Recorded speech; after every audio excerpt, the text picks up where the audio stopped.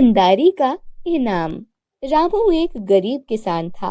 वो दिन रात मेहनत करता, लेकिन उसकी आमदनी इतनी नहीं थी कि परिवार का गुजारा आराम से हो सके। उसकी सादगी और ईमानदारी के चर्चे पूरे गांव में थे। एक दिन रामू अपने खेत की जुताई कर रहा था।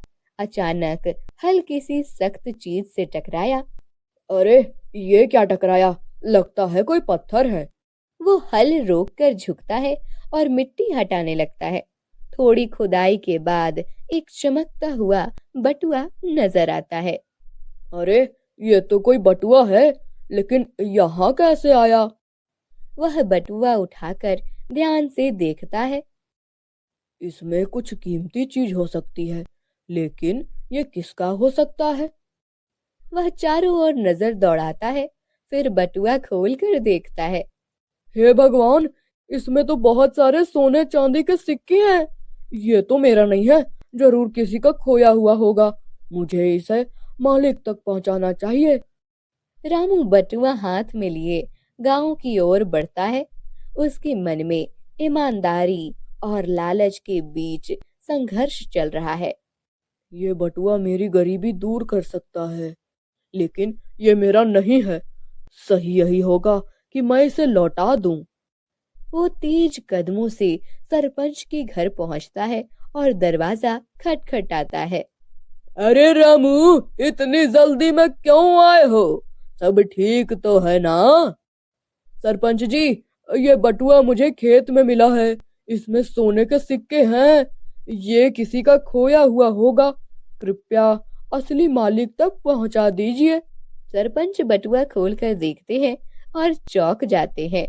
रामू, तेरी ईमानदारी काबिले तारीफ है।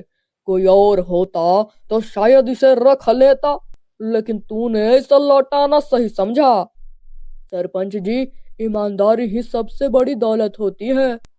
हाँ, तेरा ये काम पूरे गांव के लिए मिसाल बनेगा।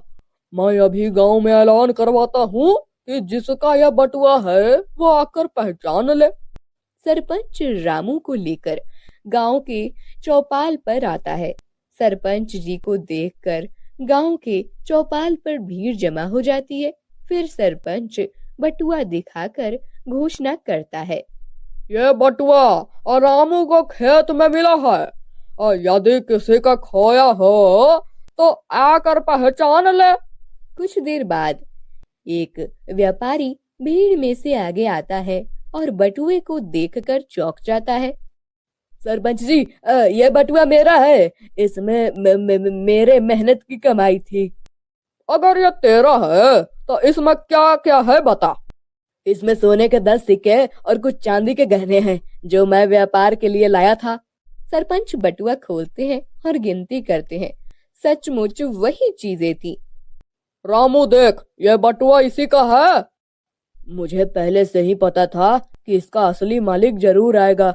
लीजिए आपका बटुआ। रामू, तुम्हारी ईमानदारी ने मेरा भरोसा बढ़ा दिया। तुम चाहो तो इसे रख सकते। मुझे किसी इनाम की जरूरत नहीं सेठ जी। तुम्हारे जैसे लोग ही इस समाज को सच्चाई का रास्ता दिखाते हैं। अब मैं तुम्हारी मदद करना चाहता हूँ। मेरी मदद? पर क्यों? क्योंकि ईमानदारी की कीमत चुकाना मेरा सौभाग्य होगा। मैं तुम्हारे सारे कर्ज चुका रहा हूँ और ये एक नई जमीन तुम्हें तोहफे में दे रहा हूँ, ताकि तुम चैन से अपने परिवार के साथ खुशहाल जीवन जी सको। रामू की आंखों में आंसू आ जाते हैं।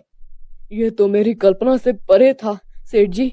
मैं इसे अपने परिश्रम से उपजाऊ बनाऊंगा और मैं अपना जीवन सच्चाई के रास्ते पर ही बिताऊंगा। गांव वाले तालियां बजाते हैं और रामू की ईमानदारी की सराहना करते हैं। ईमानदारी और सच्चाई का फल हमेशा मीठा होता है।